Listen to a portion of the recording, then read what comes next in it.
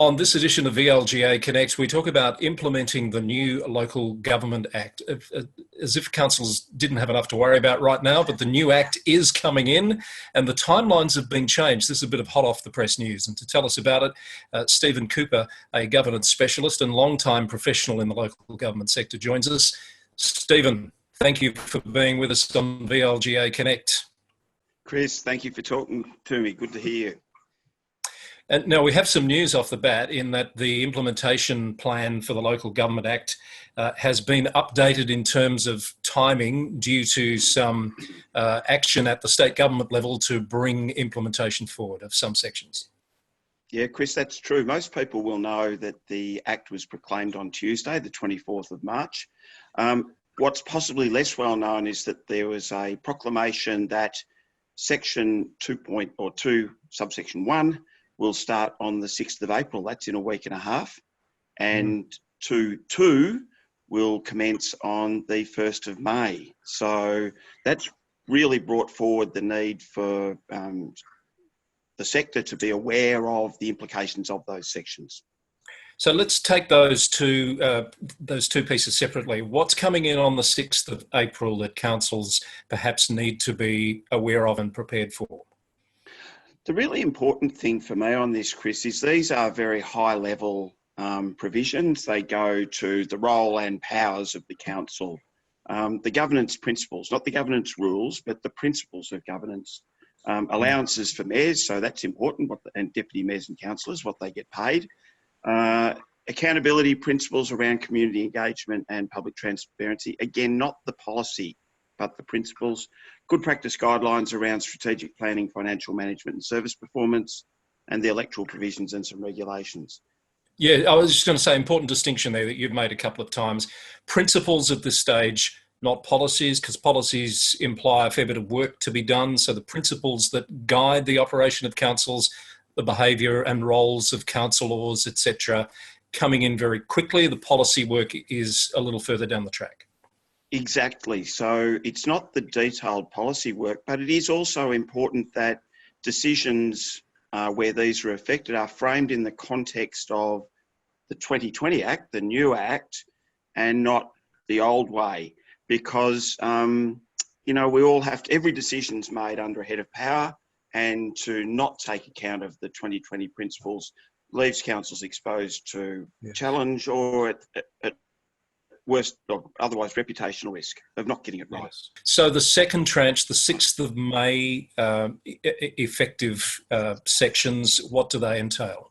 Okay, so Chris, they include things like the delegations principles, council expenses, council resources and facilities, that policy that around the resources and expenses for councillors, the risk and audit committee, the more detailed community engagement and public transparency policies, and the procedure and proceedings and meetings and decision making. So that includes the governance rules.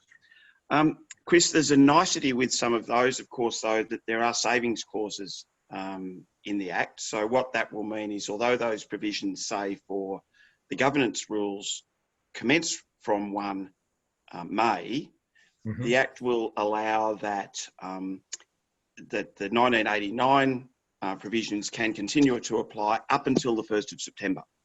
And so there's where the deadline fits in. So councils will have time to act, but again, there's a case of being aware that you can act sooner than the 1st of September. Right, and I think I said 6th of May, it's actually 1st of May in yeah, that's cases. Right. Yes. Yep. So given that that is now out there and councils will be becoming aware of that, do CEOs and governance leaders need to reassess how they were planning to approach implementing the Act, do you think? Oh, I think the project plan's important, Chris. It's a really fine balance though, isn't it? That if we become compliance overrides everything. So it's really important to comply. But if we only go with compliance and not with purpose, good governance principles, public interest, we run the risk of acting only for compliance sake, not the best outcome. So it's really important, I think, that in going through the project plan, councils take a deep breath and really work out, challenge the way we do things now and look to the nuances, because Melbourne's different to Melton, is different to Moira and Moyne and Mildura. Every council has its local rules and functions and the way it does business. That should be challenged, but the essence and the good governance in each should be captured according to their capability and style. I was just going to ask you if you've got a copy of the new Act yet. That's a question that I reckon I know the answer to. Chris, as luck would have it. Never lets me down. Yeah, and I think one of the really good things about, one of the really important things, I suppose, about the fact that the implementation is staged is that it enables councils to really pick the important parts out of the Act and be targeted as to the action that's taken, because that is a pretty overwhelming document if it's taken all at once. And probably then the important part is to have someone who's accountable in your organisation, set up a project team, not necessarily based on position, but a really good diverse skill mix with project management, communications, governance, and some line management, so that implementation of the new Act becomes part of the normal business of an organisation. Yes. Good advice, Steve, and I'm sure councils, if they're looking for some guidance, they can rest assured that the VLGA is certainly going to be there front and centre in the months ahead as those implementation tasks are needed, and I suspect that you might be part of that as well. So, Steve, thank you very much for your insights today, particularly that news that's hot off the press about some of those provisions coming in earlier than anticipated. Stephen Cooper, Governance Specialist, with us on VLGA Connect today, talking about the new provisions of the Local Government Act.